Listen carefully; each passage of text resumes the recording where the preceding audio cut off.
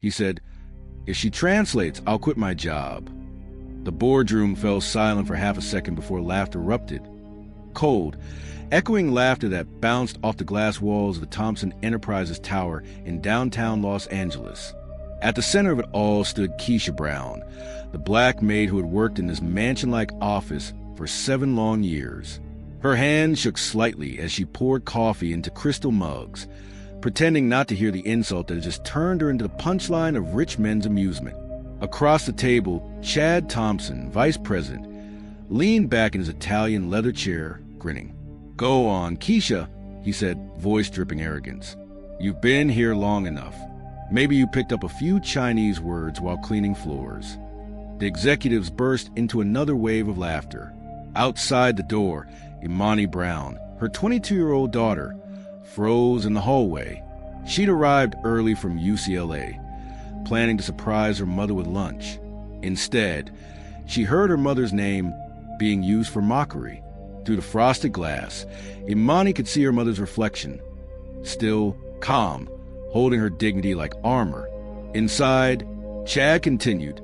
"Tell you what," he smirked, tapping the polished table with a gold pen. "If your maid here translates what our Chinese guest just said, I'll hand her my job. Right here, right now." The room howled with laughter. Even William Thompson, the aging CEO, gave an uncomfortable chuckle, trying to keep the foreign investor from frowning. At the far end of the table, Mr. Chun Wei, a Chinese billionaire investor, didn't laugh.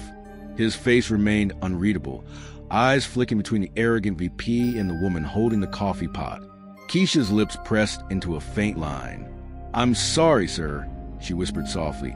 "I don't speak Chinese." "Oh, of course you don't," Chad snapped. "But at least you're polite about it. Maybe you'll get promoted to house supervisor someday." Another laugh rippled through the room. Imani's nails dug into her palms. Every word burned like fire. She had spent the last 3 years studying Mandarin before sunrise and after her part-time shifts, dreaming of a day her mother would never be humiliated again. But she didn't move. Not yet.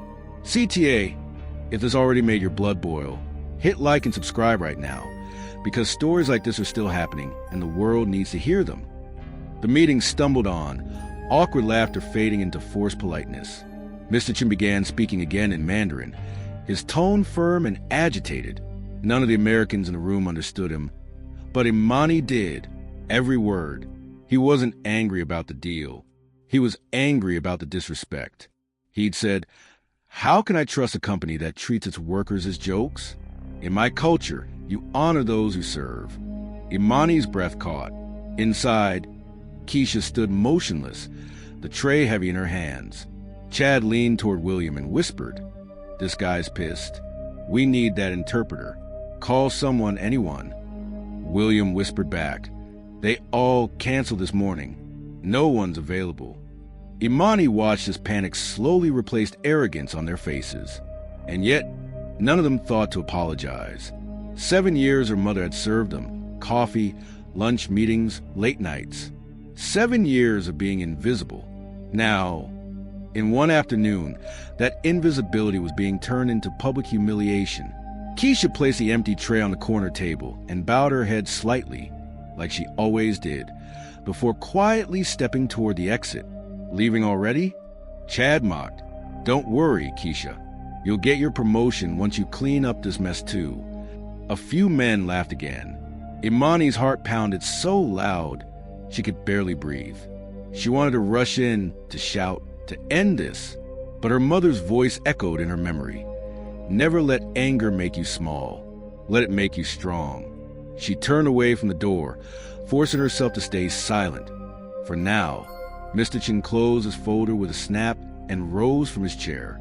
His tone in Mandarin grew sharper. "If no one here understands me, the deal is over in 5 minutes." William's face turned pale.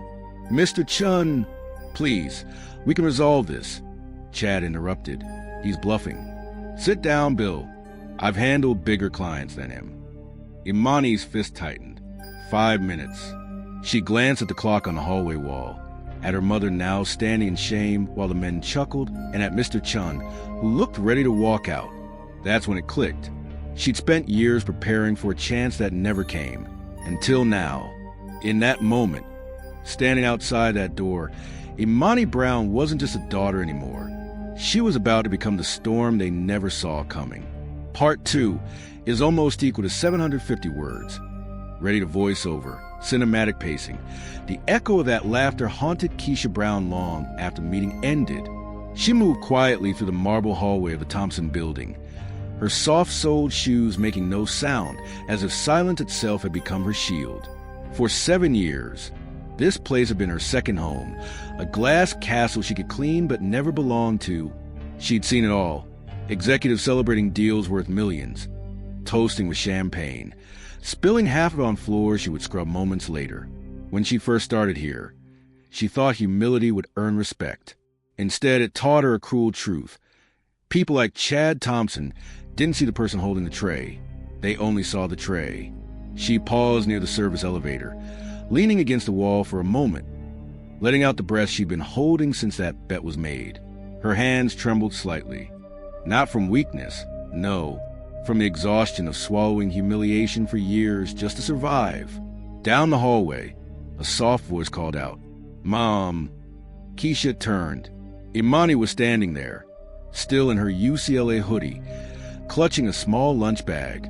Her eyes glistened, not with tears, but with fury she was fighting hard to control. "Imani, you shouldn't be here," Keisha whispered, glancing around nervously. "This is a place for meetings, not people like us." Imani cut in quietly. "Is that what you were going to say?" Keisha closed her eyes. "That's not what I meant." "Then what did you mean, Mom?" Imani's voice shook. "That man humiliated you, in front of everyone." Keisha exhaled slowly. "I've been through worse, baby. Sometimes silence keeps you safe." Imani stared at her mother for a long moment. "Silence doesn't keep us safe. It just makes them louder." Keisha's lips curved into a faint smile, sad but proud. "You sound just like your father." "I'll take that as a compliment," Imani said softly. They stood there in the quiet hallway, mother and daughter framed by the polished glass and cold steel of corporate power. Keisha reached out, gently brushing her daughter's cheek. "You're studying. You have a future. Don't let people like them change who you are." "I won't," Imani promised. "But one day, they're gonna know who you are too." Keisha smiled faintly, unsure if that was hope or worry stirring in her chest. She picked up her cleaning cart and walked toward the break room. Imani followed a few steps behind, still burning with silent rage. Inside the break room, the hum of the refrigerator was the only sound. Keisha opened a cabinet, taking out a small lunchbox, cheap plastic, edges worn from years of use. She'd been packing the same lunch for 7 years, a turkey sandwich, apple slices, and a thermos of tea. Routine, predictable, safe. Imani sat down at the table, watching her mother move like clockwork. "Why do you stay here, Mom? You could work anywhere." Keisha chuckled softly. "Anywhere doesn't pay enough to keep you in college." Imani lowered her gaze. "I'm going to change that. I promise." Keisha turned, smiling. "You already are, baby. You've come farther than I ever did." But Imani's mind wasn't calm. She couldn't stop thinking about that bet, about the way Chad had said, "Maid," like it was a disease. She remembered her mother coming home some nights with tears she pretended were from cutting onions.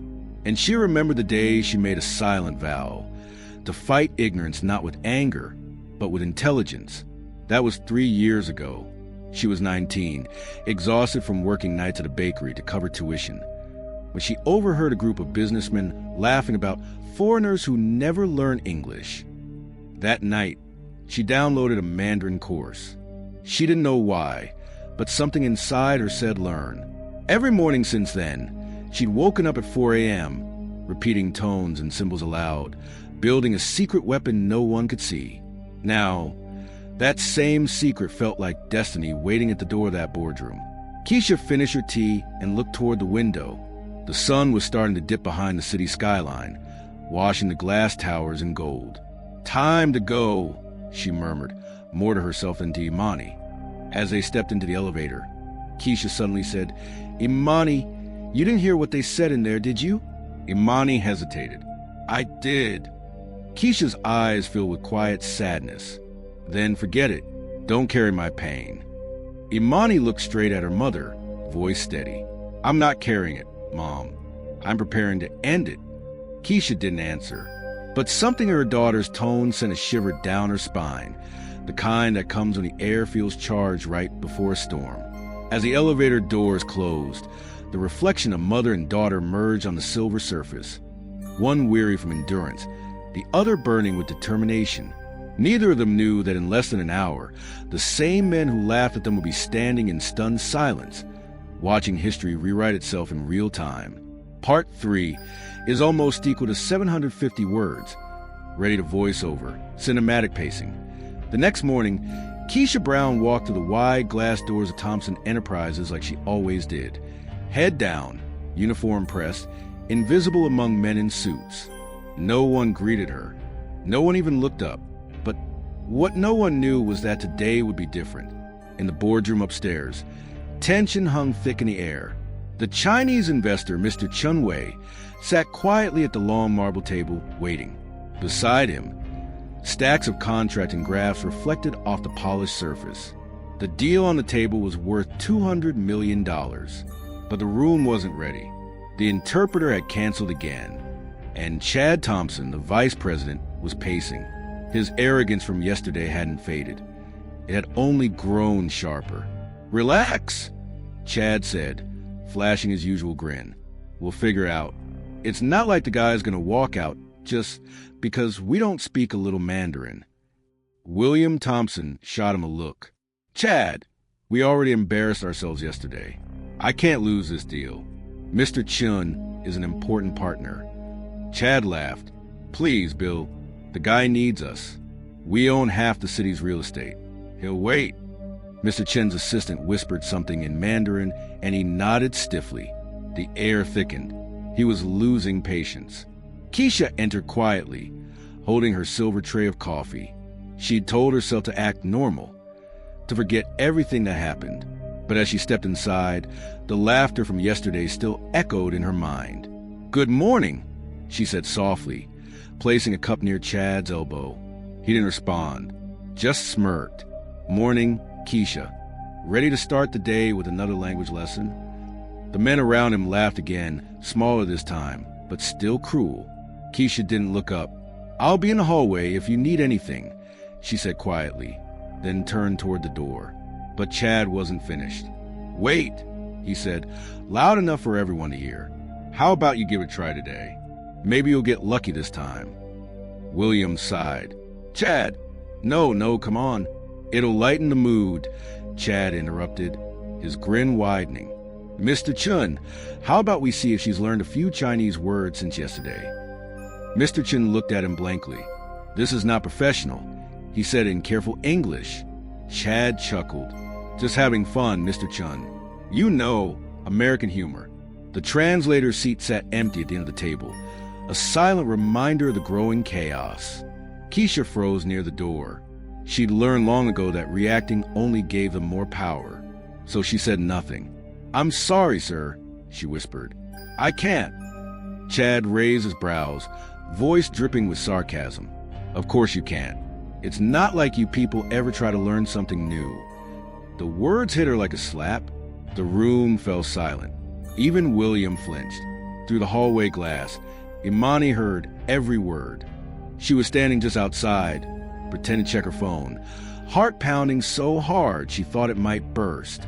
She had come to bring her mother's forgotten lunch, but now she knew this wasn't a coincidence. Fate had brought her here. Inside, Chad was still talking. You see, Mr. Chun, he said, in America, we believe in qualifications. Some people work with what they have. Others just clean up after us. Mr. Chen's face darkened. He understood enough English to recognize disrespect when he heard it. He turned to William. This is not acceptable. William rubbed his temples. Chad, stop. You're making it worse. Chad rolled his eyes. Oh, please. The guy's fine. He's just... Enough, William snapped. You're out of line. But Chad smirked. Out of line? You're the one who keeps her around like decoration. At least I'm honest. That was it. Imani felt the last of her restraint break. She could feel her pulse in her throat. Her phone buzzed in her pocket. A message from her Mandarin professor reminding her about her thesis presentation next week. She looked down at the screen, at her reflection faintly mirrored in the glass, and whispered to herself, "This is it." Inside the boardroom, Mr. Chen spoke again, this time in Mandarin, sharp, emotional, every word a blade. Chad looked confused. What's he saying now? William sighed. I don't know, but he doesn't look happy. Yeah, maybe he's mad about the catering. Chad joked, forcing a laugh. No one joined him. Imani understood every syllable. Mr. Chun had said, 5 minutes. If no one in this company shows respect or competence, I walk away forever. 5 minutes. That same line echoed in her memory like thunder. She looked up, eyes fierce. Her time had come. She stepped closer to the door, tightening her grip on her backpack strap. Her heart pounded, but her mind was clear. For 3 years she had studied for this moment, without even knowing it. Now, her mother's dignity, her own future, and a $200 million deal all rested on the next few minutes. Part 4 is almost equal to 700 words, ready to voice over, cinematic pacing. Hook! She had 5 minutes to change her mother's life or watch their future die in that boardroom. Imani straightened her shoulders, took a deep breath, and pushed open the door. Every head turned. For a moment, no one spoke. The young woman who walked in didn't look like someone who belonged in that room of million-dollar suits. Yet her calm presence instantly commanded attention. She moved with quiet confidence, like someone who already knew how the story would end. Excuse me, she said, her tone polite but firm. I'm here to resolve the communication issue you're facing. Chad Thompson blinked, confused. Who are you? I'm Imani Brown, she replied evenly. I represent UCLA's International Relations Consulting Team. I specialize in cross-cultural negotiations, particularly with the Asian market. William Thompson looked startled. Wait, how did you get here? Who sent you? Imani gave a small smile. You did, sir. Yesterday's humiliation created an international crisis. I thought I'd prevent it from happening again. Her mother, Keisha, froze near the wall, her tray trembling slightly in her hands. Imani, she whispered under her breath. Chad scoffed. Consultant? You're the maid's daughter. Imani's gaze didn't waver. That's right, and the maid's daughter speaks fluent Mandarin. The room went silent. Even the clock on the wall seemed to stop ticking. Mr. Chen leaned forward, eyes narrowing in interest. He spoke softly in Mandarin. You speak my language? Imani smiled and replied fluently. Yes, Mr. Chun. I'm sorry for the disrespect you've witnessed. I'm here to ensure our communication is clear and professional. Chen's eyebrows lifted in surprise. Her pronunciation was flawless. Your tone is perfect, he said, switching to English. Where did you study? UCLA, sir, Imani replied. But my real lessons came from experience, and from watching how people treat those who serve them. Chad stood up, pointing an accusing finger. This is ridiculous. She's lying. You can't just walk in here and... Imani turned to him calmly. Actually, Mr. Thompson, you made a public bet yesterday, she said, pulling out her phone. You said if anyone could translate what Mr. Chen said, you'd give up your job. She pressed play. From her phone came Chad's own voice, echoing across the boardroom.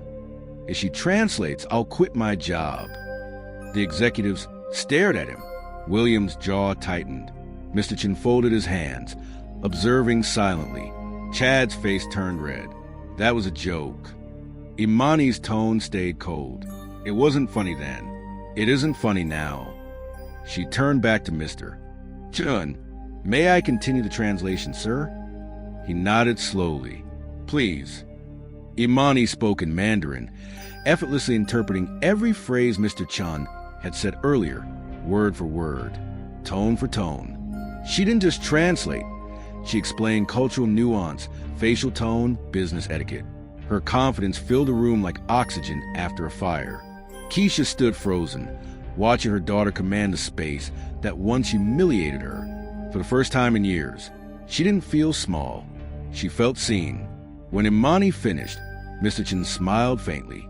"In all my years doing business in America," he said, "I have never seen such composure from someone so young." Chad tried to laugh it off. "That was cute, but we don't hire students to run deals."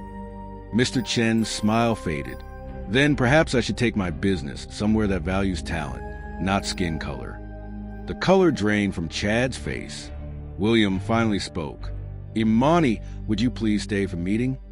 "Of course," she said, sitting at the empty translator's chair.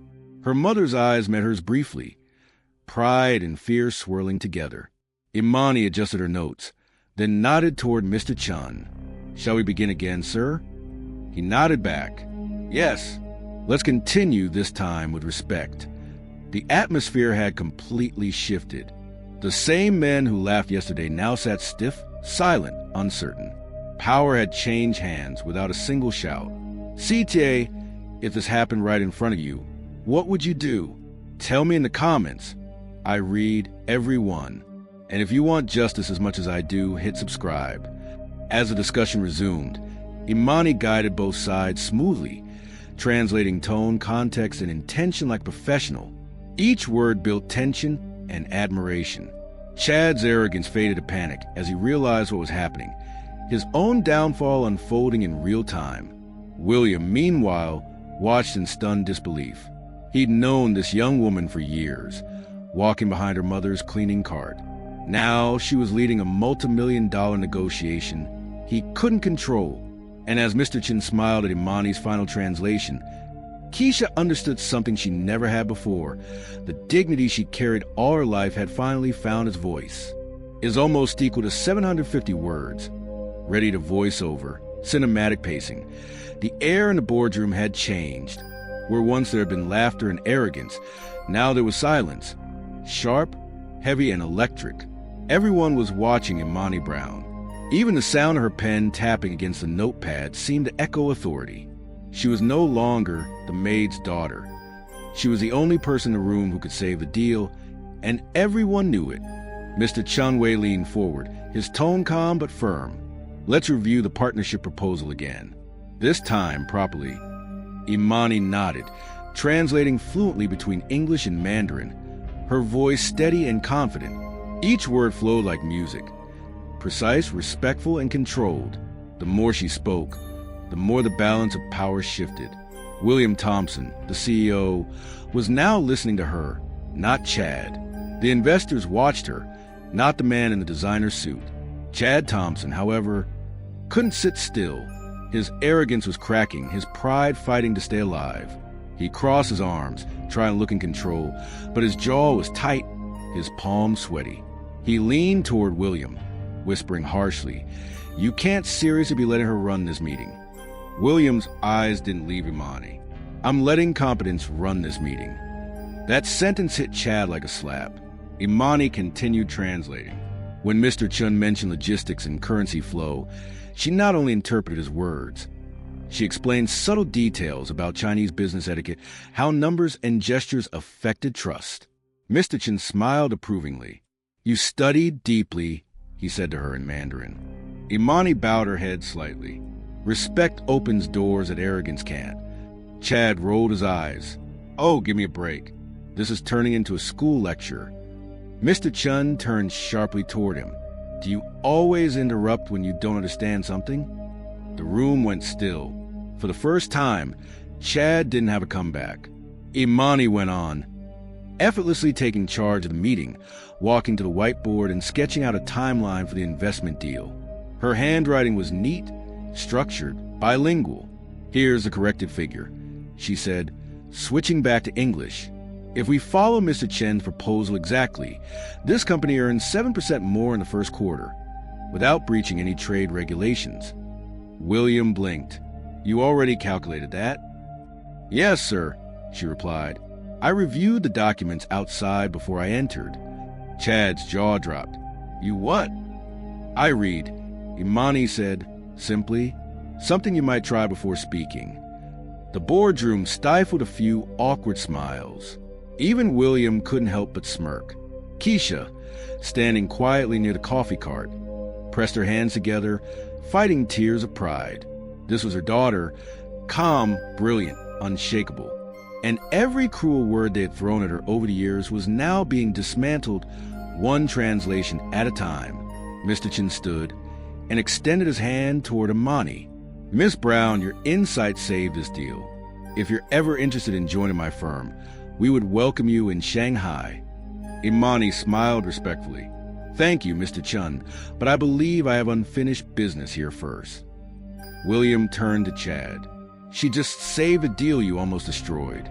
Maybe you should start taking notes. Chad's face burned red. Don't talk to me like I'm a child. This is manipulation. Imani met his glare head on. No, Mr. Thompson. This is accountability. For the first time, he had no power to silence her. The clock ticked closer to noon. The deal was finalizing. Signatures ready, papers aligned. Mr. Chin spoke, once more, his tone formal and decisive. I will sign this partnership, but only on one condition, that this young woman remains as interpreter and liaison for future contracts. William blinked. You mean, yes, Mr. Chin said firmly. She is the only one in this building who understands respect. Imani looked at her mother, who was now smiling, small, proud, trembling. It was a smile of a woman who'd spent her life holding pain quietly and finally saw the world bow to her dignity. Chad stood abruptly. This is insane. You're all acting like she's some kind of hero. William's patience broke. Chad, sit down before you embarrass this company any further. Chad's voice rose, bitter and defensive. You can't fire me, Bill. You need me. William's tone was ice. No, Chad. What we needed was competence. And we just found it. Chad turned toward Imani. You think this changes anything? You'll never belong in this world. Imani smiled faintly. I don't need to belong to your world, Chad. I'm building my own. He froze, speechless. The silence that followed was pure power. Imani turned back to the papers and gestured politely to Mr. Chan. Shall we proceed with the signing, sir? Mr. Chan nodded. Yes, let's make history. And as their pens met the paper, the sound of scratching ink filled the room. The sound of justice being written in real time. Part 6 is almost equal to 750 words. Ready to voice over, cinematic pacing. Hook, she opened the folder calmly. Mr.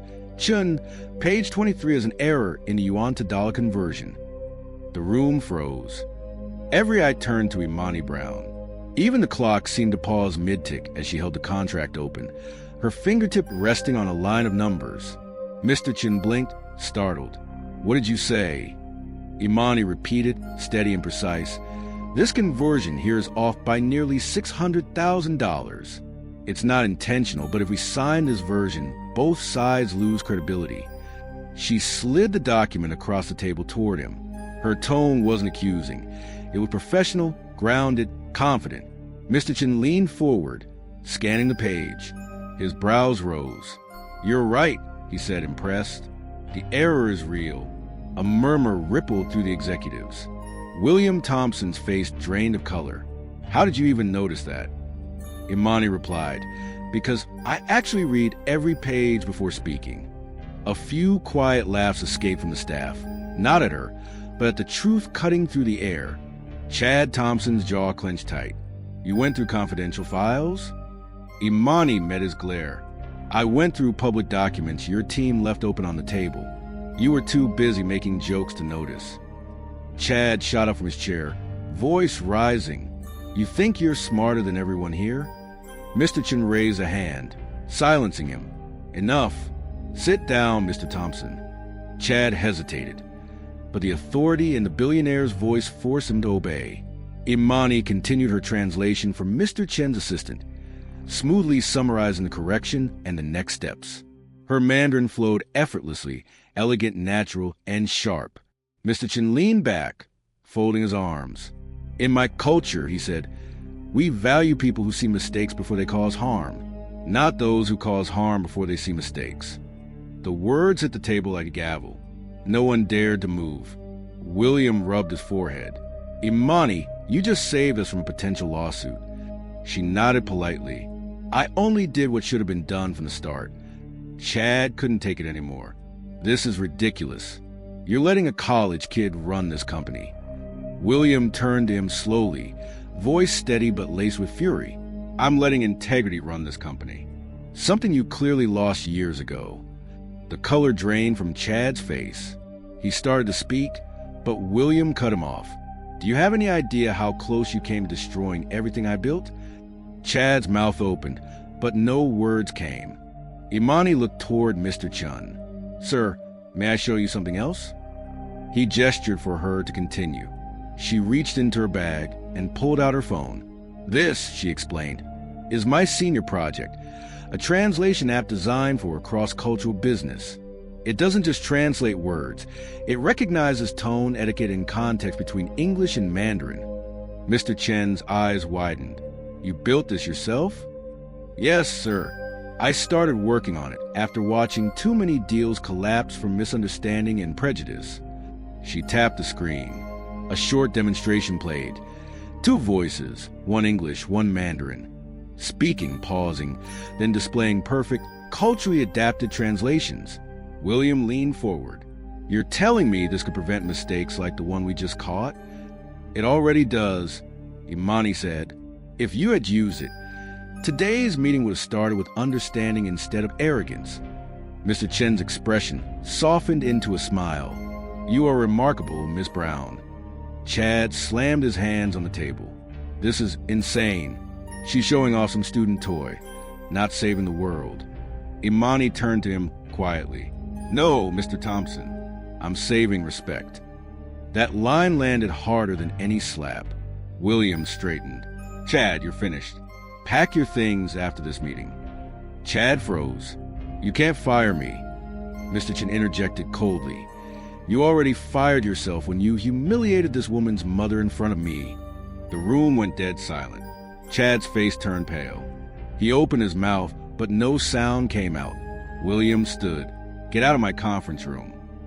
Chad hesitated, then grabbed his folder and stormed toward the door, his expensive shoes squeaking against a marble floor. The man who once owned the room now couldn't even meet anyone's eyes. As the door shut behind him, Mr. Chen extended his hand toward Imani once again. Miss Brown, I'd like to continue this partnership. Under one condition. She tilted her head slightly. What condition, sir? That you become our official representative between my company and Thompson Enterprises. The executives gasped. William blinked. You mean hire her directly? Mr. Chin smiled. Yes, because true professionalism is not about age or title. It's about character. Imani felt her chest tighten. For the first time, she allowed herself to breathe deeply. Across the room, Keisha's hands trembled, this time not from fear but pride. Imani glanced at her mother. Their eyes met, a silent promise passing between them. This was justice, unfolding in real time, not through revenge, not through anger, through competence. Part 7 is almost equal to 800 words, ready to voiceover, cinematic pacing. 6 months later, the Los Angeles skyline gleamed outside the windows of Thompson Enterprises. The same boardroom that once echoed with racist laughter now stood quiet, dignified, like it too had learned something. A new nameplate rested on the polished oak table. Imani Brown, Vice President of International Relations. The morning sun caught the gold letters just right, filling the room with a warm glow. Imani adjusted her blazer, reviewing contracts written in both English and Mandarin. Across the room, her mother, Keisha Brown, arranged fresh flowers near the window. But this time, she wasn't wearing a maid's uniform. Her badge read Quality Supervisor. Still early, Keisha smiled, straightening a vase. I wanted everything perfect before the investors arrive. Imani looked up from her laptop, her smile soft. You've been doing that since I was 5, Mom. Keisha chuckled. Habit dies hard. Then, more quietly, I still can't believe they call you Vice President now. Imani smiled. Believe it, you earned it too. A knock interrupted them. When the door opened, William Thompson stepped in. He looked different, older, humbled. "Morning, Imani," he said, his tone respectful. "The Chun delegation just landed. They'll be up in 15 minutes. "Thank you, Mr. Thompson," she said. "And please call me Imani." He smiled faintly. "I'll try." Then his expression softened. "You've changed this company. And maybe me too." She nodded politely. "Respect works faster than arrogance, sir." He laughed softly, nodding before stepping out. Keisha turned toward her daughter. "You could have left this place, baby. Why stay?" Imani closed her laptop. "Because change doesn't happen when we run away. It happens when we stand right where they try to break us." Her mother's eyes shone with pride. "Your father would have been so proud." Imani looked out the window at the city far below. "I just hope I'm making it easier for someone else's daughter." Somewhere. That afternoon, reporters gathered in the lobby for a major announcement. Thompson Enterprises had just launched a new scholarship fund for underprivileged youth. Imani named it the Keisha Initiative in honor of her mother. It provided free language training and mentorship for students across the U.S., starting in Los Angeles, expanding soon to Atlanta and Chicago. During the press briefing, Imani stood at the podium beside Mr. Chan. Her voice carried calm strength. "Language shouldn't divide us," she said. "It should build bridges. My mother once told me that silence can protect you, but knowledge can free you. This initiative is about both." The audience applauded, flashes from cameras lighting up the stage. Keisha watched from the side, eyes wet with pride. Across town, another story was unfolding. Chad Thompson sat in a small, dim office, his new consulting job barely paying enough to cover rent. He scrolled through social media, watching clips of Imani's press conference trending under the hashtag. The same commenters who once admired him were now calling him the man who lost a maid's daughter. He slammed his laptop shut and rubbed his face, realizing too late that arrogance had cost him everything. Back at Thompson Enterprises, Imani's day ended quietly. The office lights dimmed and most of the staff had gone home. Only she and her mother remained. Keisha placed 2 mugs of tea on the table. "You haven't eaten since morning," she said gently. Imani smiled tiredly. "Still more work to finish, but I'll take the tea." They sat together in peaceful silence. No glass ceiling, no laughter from the cruel, no shame lingering in the corners. Just 2 women who had turned humiliation into history. Keisha broke the silence. "Do you ever think about that day? The one when it all started?" Imani nodded slowly. "Every day. Not with anger, but with gratitude. Because if he hadn't said what he said, I might have stayed quiet forever." Her mother reached across the table, holding her hand. "You taught them that dignity speaks louder than money." Imani's eyes softened. "And you taught me that dignity begins at home." Hook, final line. "For you, it's over. For us, it's just beginning." Imani's voice echoed softly in the quiet office. It wasn't a line of revenge. It was a statement of victory. Outside, the city lights shimmered. The same world that once ignored them now illuminated their triumph. Keisha smiled. "Come on, baby. Let's go home." Imani glanced back one last time at the nameplate on her desk, not as a symbol of power, but as proof that perseverance had finally been seen. "CTA, if you believe this should never happen again, share this now. And to my USA, UK, and Canadian viewers, your voice is power. Use it.